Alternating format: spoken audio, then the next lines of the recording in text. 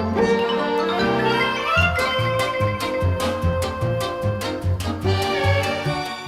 everybody, it's Chris Eads, Wootini over at GayGamer.net, here with another weekly video podcast. This week, of course, was New York Comic Con, which I love because it happens to be in my town. So all I gotta do is get on the subway and go over, and it's super easy, no traveling really involved.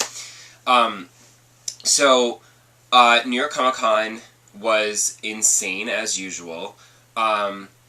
It was so crowded on Thursday. I didn't understand why, because Thursday is supposed to be only for, like, the professionals and the press and the people who have the 4-day pass.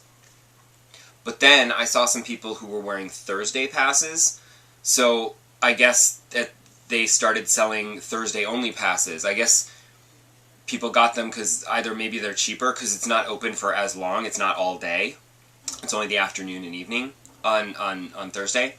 So I think it opens at like 3, I think.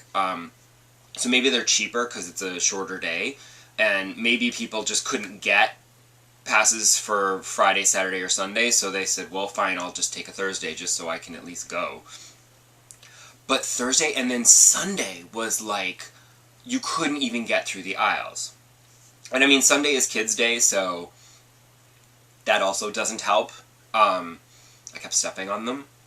But I was starting to think that, I kind of think that maybe Friday and Saturday, because Saturday is the big day, but it didn't feel that crowded.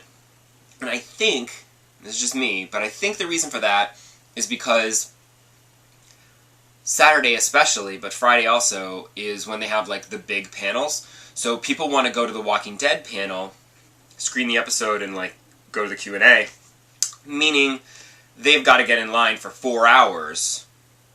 So they're all down in the basement, standing in line for 4 hours, waiting for the Walking Dead panel, and they're not up on the show floor or milling about, causing crowding. That's my theory, anyway, because Sunday and Thursday are smaller panels, so like on Sunday, everybody's on the show floor. Also on Sunday, a lot of the dealers will put things on discount, so that's a good day to go and buy stuff, because they don't want to have to travel home with it. So, like, I was buying a bunch of comics because they were all, like, half off, you know. I did find a place that had a bunch of awesome romance comics and cool stuff that was, like, everything was $1. I like my dollar bins. I mean, as much as I love my old romance and cheesy, like, science fiction and horror comics, I'm not paying, like, $20 for one. No. I'm all about the bargain bins. But I had to go back on Sunday. I wasn't there for too long on Sunday. Like, I was there all day. Well, I was there in the afternoon and evening on Thursday. Then I was there all day Friday. And then all day Saturday. I only went back for a little bit on Sunday because I had to pick up what I wanted. I saw it on Saturday, and I was like, oh my god, that's amazing. But I was not sure if I really wanted to spend the money on it. So I went back on Sunday thinking, if he still has it on Sunday, if I can even find where his booth was, because I had forgotten. It took me a little while to find it. And in the Sunday crowds, that was a pain in the ass. It was still there. So I said, okay, I will buy it. And I then purchased the 1970s Wonder Woman doll that I had when I was a child, that I loved. So that was my big get this year at Comic-Con, along with some romance comics, but I find those every year. Also on Saturday afternoon, I made a point of, I did a shift at the Geeks Out booth. I know I saw a couple of people who came by and said hello, who watched this, so hello back again, and thanks for stopping by. And to everyone who didn't stop by the Geeks Out booth, you missed out, because that was a great booth, and there was a lot of shenanigans going on. So make sure that next year you check it out, because if you are there and you don't go to the Geeks Out booth, you're missing out. And then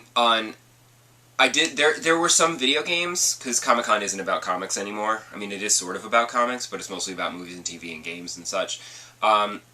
There wasn't a whole lot of, like, awesome new just announced games being previewed and stuff. Like, it was all stuff that was pretty, you know, we already know about. So it wasn't that big of a deal.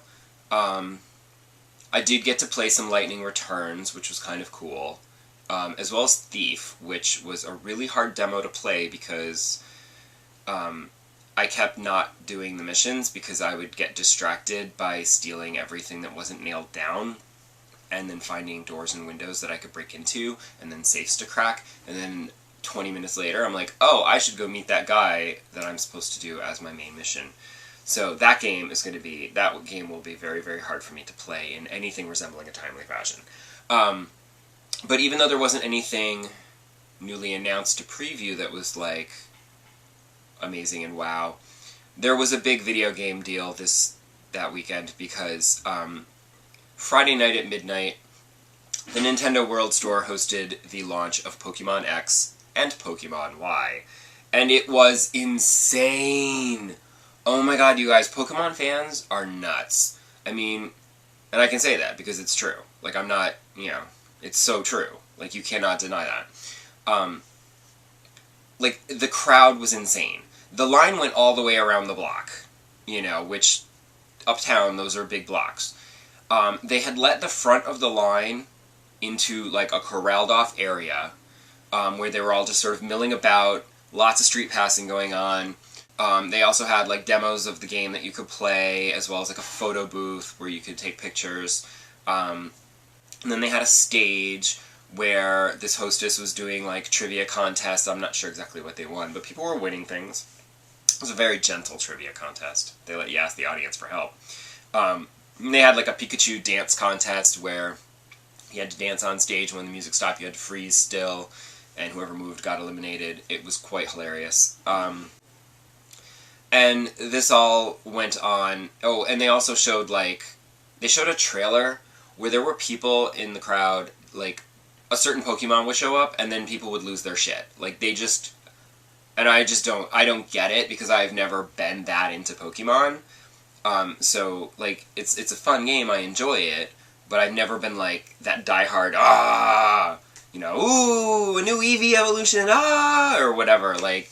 They show the Mega Evolutions, and this woman next to me, I thought she was just going to have a stroke and die right there from the excitement. I can't. I was very concerned for her actual health. She even said out loud that she was going to have a complete freak out playing this game. And I'm like, oh my god. They're insane, right? So, they also had, like, a gameplay demonstration, and all of this led up to the midnight actual countdown and launch of the game, where people were buying copies at midnight and then probably staying up until 3 or 4 to play it. Because, like I said, insane. And as I was leaving, I ran into some people that I knew, like towards the front of the line, like, not quite, it went down the block and then around the corner. They were, like, maybe halfway down the block. And, there were employees of Nintendo World going around passing out free swag to people in the line, which is good, because I found out the next day that they didn't actually get to buy the game that night, because they got cut off. So I guess everyone in the corral got a game, and then maybe some of the rest of the line, but it didn't get that far. So everybody who was around the corner basically waited online for hours for nothing. Insane! These people are nuts! Oh my god! Just go back the next morning. And again, I'm still not buying it because Ace Attorney comes out next week, and, I'd rather play that first. So, I'm exhausted. Comic-Con is just completely and utterly exhausting. It's just non-stop. And then, there's all kinds of, you're out late every night, and you have to get up early, and ugh. So, at least I have a year to I was going to say I have a year before I have to deal with it again, but of course there's PAX East in the spring, so that'll be, I'll have to deal with that then. But I at least have some months to relax now. So, make sure you go to gaygamer.net for Comic-Con coverage. I'll talk about a couple of games, and of course there's the ever-popular cosplay galleries, and there was some amazing cosplay this year. Very impressive stuff. So be sure to keep an eye on gaygamer.net and check it out. And I will see you right back here next week. Bye!